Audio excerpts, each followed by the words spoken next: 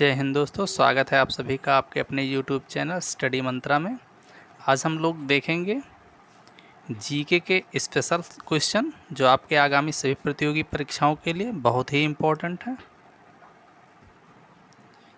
पहला क्वेश्चन ये रहा आपके सामने। रेगुलेटिंग एक्ट 1773 द्वारा सर्वोच्च न्यायालय की स्थापना कहाँ की गई थी? आपके ऑप्शन इस प्रकार हैं।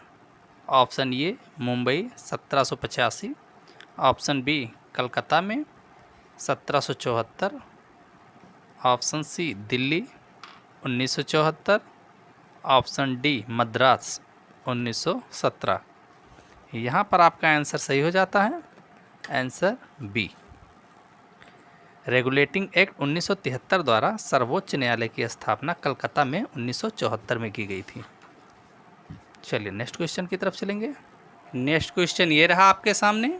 भारतीय संविधान में मौलिक कर्तव्यों का विचार किस देश के संविधान से लिया गया है? ऑप्शंस इस प्रकार हैं आपके। Option A America, option B रूस, ऑप्शन सी जर्मनी या फिर option D Britain.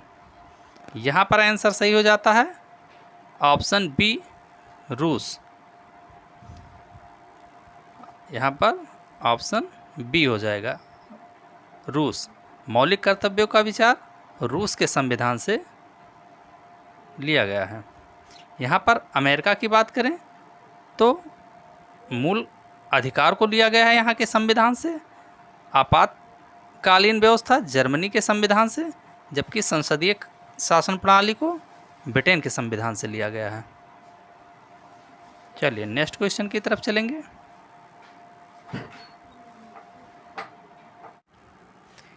Next question ये रहा आपके सामने।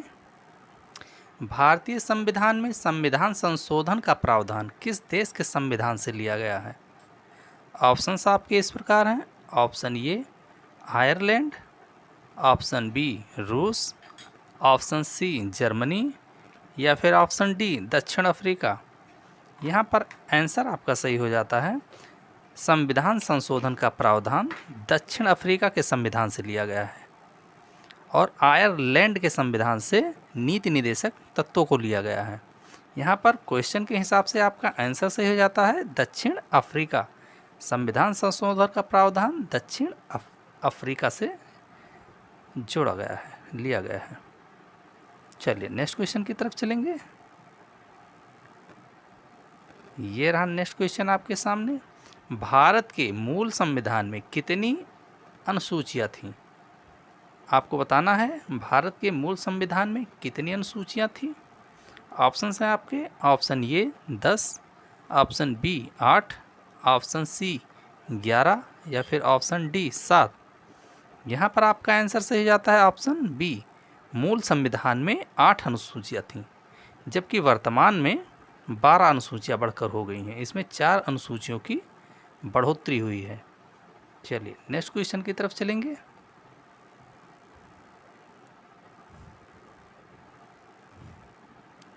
नेक्स्ट क्वेश्चन ये रहा आपके सामने। पंचायती राज किस सूची में सम्मिलित है? ऑप्शंस आपके इस प्रकार हैं। ऑप्शन ए राज्य सूची में, ऑप्शन बी केंद्र सूची में, ऑप्शन सी समवर्ती सूची में या फिर ऑप्शन डी सभी। यहाँ पर आंसर आपका सही हो जाता है ऑप्शन ए राज्य सूची में। पंचायती राज राज्य सूची का विषय है। चलिए नेक्स्ट क्वेश्चन की तरफ चलेंगे।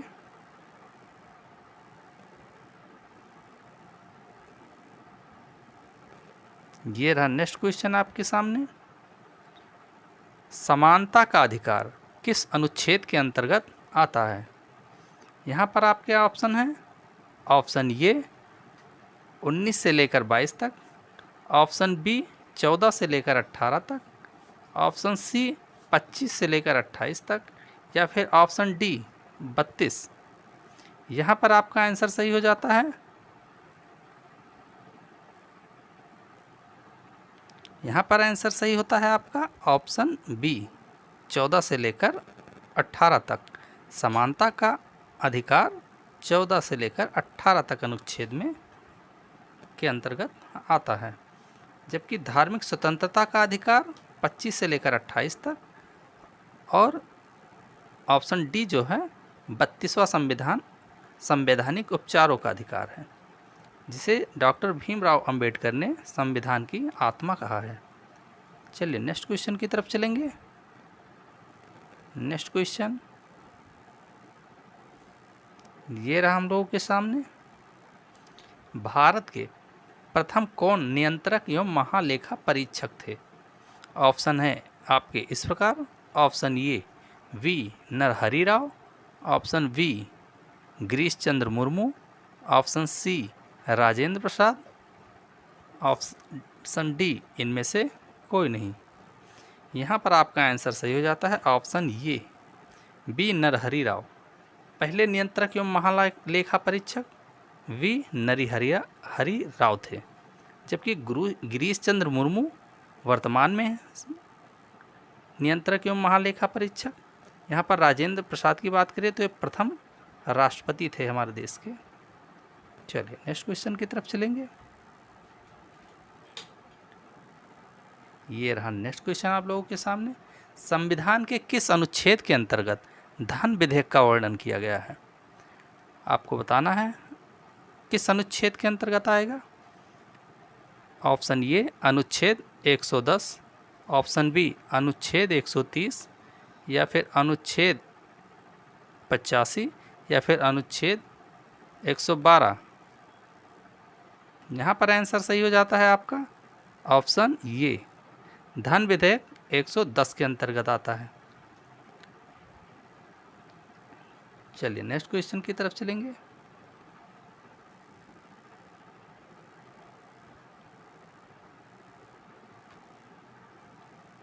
ये रहा नेक्स्ट क्वेश्चन। लोकसभा में सदस्यों की अधिकतम संख्या कितनी हो सकती है? ऑप्शन आपके इस प्रकार हैं। Option A 443, option B 445, option C 542, या फिर ऑप्शन डी 552। यहाँ पर आंसर सही हो जाता है आपका ऑप्शन डी लोकसभा में सदस्यों की अधिकतम संख्या 552 हो 552 है। चलिए नेक्स्ट क्वेश्चन की तरफ चलेंगे। सर्वोच्च न्यायालय के न्यायाधीशों की सेवानिवृत्ति की आयु कितनी है? ऑप्शन है आपके। ऑप्शन ए 62 वर्ष, ऑप्शन बी 65 वर्ष, ऑप्शन सी 68 वर्ष, ऑप्शन डी 70 वर्ष। यहाँ पर आंसर सही हो जाता है आपका सर्वोच्च न्यायालय के न्यायाधीशों की सेवानिवृत्ति की आयु ऑप्शन बी 65 वर्ष होती है, जबकि उच्च न्यायालय के न्यायाधीशों की सेवानिवृत्ति 62 वर्ष होती है। चलिए नेक्स्ट क्वेश्चन की तरफ चलेंगे। नेक्स्ट क्वेश्चन ये रहा आप लोगों के सामने। राज्यों के लिए उच्च न्यायालय की व्यवस्था किस अनुच्छेद के अंतर्गत है किया गया है? ऑप्शन है आपके। Option A 215, option B 214, option C 114, या फिर ऑप्शन डी 50। यहाँ पर आंसर सही हो जाता है आप लोगों का ऑप्शन बी 214। राज्यों के लिए उच्च न्यायालय की व्यवस्था 214 अनुच्छेद के अंतर्गत किया गया है। चलिए नेक्स्ट क्वेश्चन की तरफ चलेंगे। ये रहा नेक्स्ट क्वेश्चन आप लोगों के सामने। भारत के पहले वित्त आयोग के अध्यक्ष कौन थे?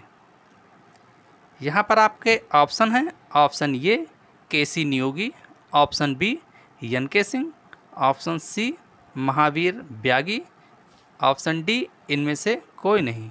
यहाँ पर आपका आंसर सही हो जाता है ऑप्शन ए भारत के पहले वित्त आयोग के अध्यक्ष केसी नियोगी थे, जबकि वर्तमान में देखें तो एन के सिंह हैं। नंद किशोर सिंह जिनका पूरा नाम है।